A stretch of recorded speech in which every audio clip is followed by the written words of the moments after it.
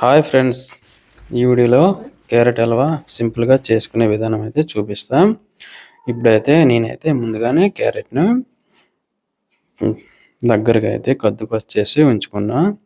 ఇప్పుడు కడాయిలో కొంచెం గీని అయితే వేసుకోవాలి. ఇప్పుడు కద్దుకస్ చేసి ఉంచుకున్న క్యారెట్ని అయితే కొంచెం గీలో వేసుకొని బాగా ఫ్రై చేసుకోవాలి. కొంచెం ఫ్రై అయ్యాక ఇప్పుడు మనం ఇందులో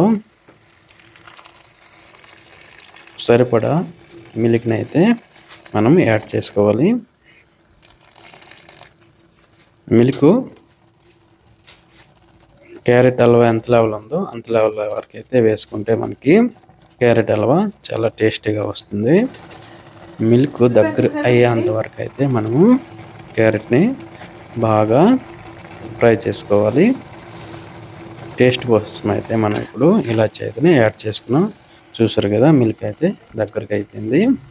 ఇప్పుడు సరిపడా పంచదార అయితే మనం ఈ రెసిపీలో అయితే మనము యాడ్ చేసుకోవాలి. యాడ్ చేసుకొని బాగా ఫ్రై చేసుకోవాలి. వాటర్ అంతా ఇంకిపోయేంత వరకు అయితే బాగా మనం